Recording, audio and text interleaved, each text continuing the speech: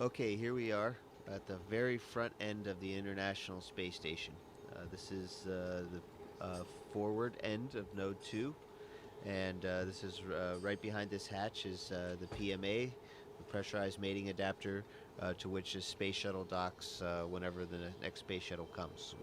You can see we have our flags up here at the most forward part. It's a 15-nation partnership, this International Space Station. So we'll start with the Node 2. We will stop at the Kibo module here, the Japanese pressurized module, and the Japanese logistics platform.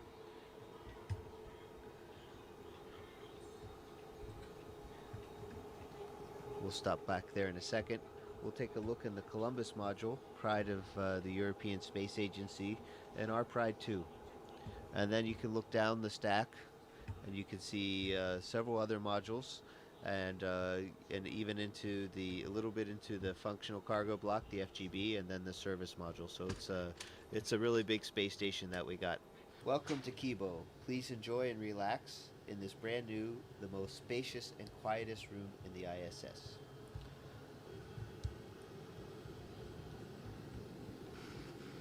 You can see here, this is the SIBO rack, which is for cell biology. And then we have a fluid rack, Urutai. So these are the two main Japanese science racks that are up here now. There's more that are coming. Let's take a quick look out the window before it gets dark outside. We're going around the world every 90 minutes, so we get to see a lot of sunrises and sunsets. Oh my goodness, it's beautiful out there.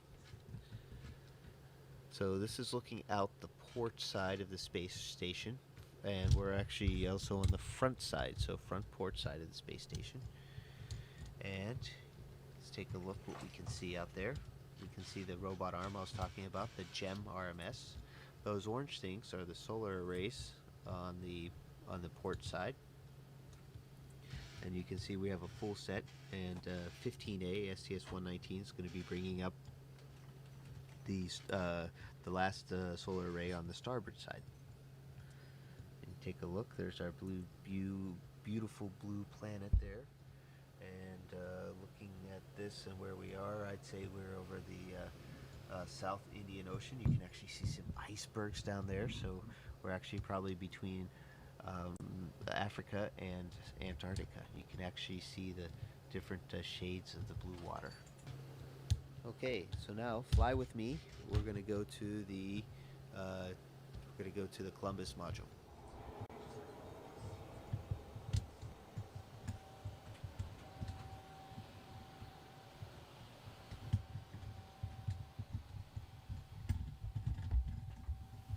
Here we are in the Columbus module. You can see it's also spacious. It's also cluttered because it's a great place to store things or temporarily stow them. It's not going to be this way forever. We're going to have it nice and clean pretty soon. We're flying back to Node 2. We'll take a quick look what else we have here. We have my work area. It's a little bit cluttered right now, but this is kind of my desk. It doesn't sit out horizontally, but it has everything I need on it. This are my crew quarters right here. You can tell has my name on it. And in fact, I can give you a tour real quick of crew quarters. This is what it looks like inside. There's a fair amount of room. We'll get has a standard space station light on it. So now we're going into the Destiny Laboratory, headed aft on the space station. And there's my crewmate, Sandy Magnus. She's getting her exercise in for today. This rack is the oxygen generation system, and we have a few too many things on this rack, and we're in the middle of cleaning it off, not to interfere, but you can see oxygen, we're making oxygen, and when we make oxygen, we're breaking down water into hydrogen and oxygen, and the oxygen comes right out here. The water we're making either comes from the condensate from the air conditioning system, the water that's in the air, or urine. So this is a really neat regenerative life support system. And now we're going to go back into one of the first modules, Node 1, which is also called Unity. This is our pond or wall of water that's down here. We have different kinds of water, and these are called contingency water containers, CWCs. And you can see different kinds. There's water that you can drink, and water that you can use for other things like flush water or generating oxygen. Now here's the airlock. As we go, the Quest airlock. This crew lock is a hatch that goes outside into space. So you can see that hatch right there. In the meantime, we're kind of storing EVA related things here. You can see this is a safer, which is a kind of a jet backpack that we wear on the outside of our spacesuits in case we get separated from the spaceship. We can fly our way back in.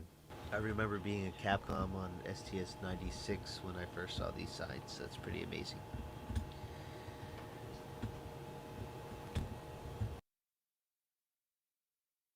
And we're floating into the Russian side of things. First and foremost, we are now in the pressurized adapter part of the functional cargo block. We call it the GA, and it's also a docking port down below. As you carefully look down below, you can see the hatches, and inside what you can see in front of us is the docking mechanism for the Soyuz.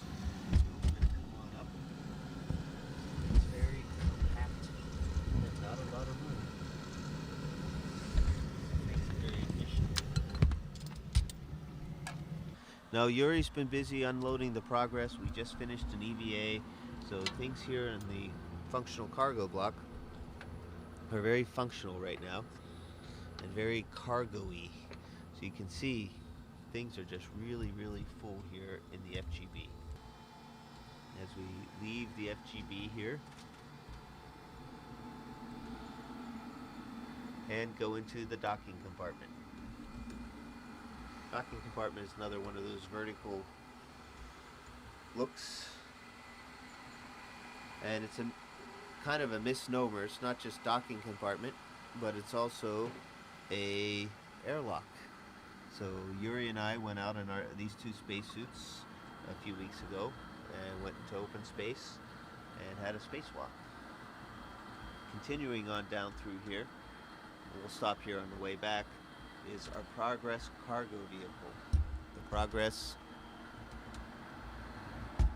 is a cargo ship, unmanned, uncrewed, nobody driving, and has the same kind of docking compartment. It's very much based on the Soyuz design, except it doesn't have any re-entry capability. And we're going to take a look outside.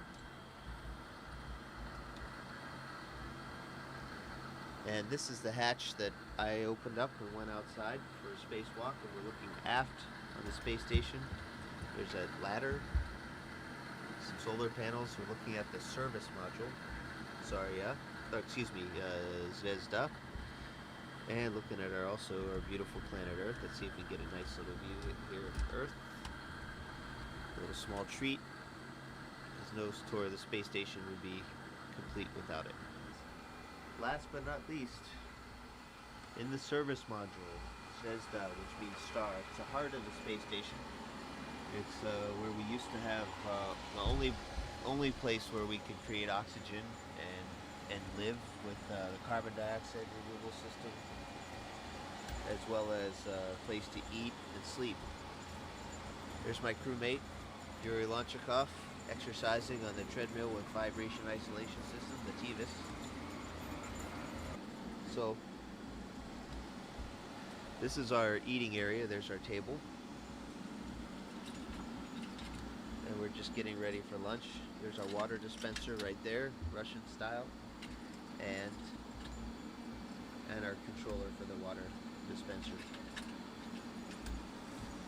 There's Yuri's room off to the side. You can see he has a sleeping bag right there hanging on the wall, and a computer right here so he can call on the telephone, write email, and read books, and relax in the evenings a little bit, because we have long days up here.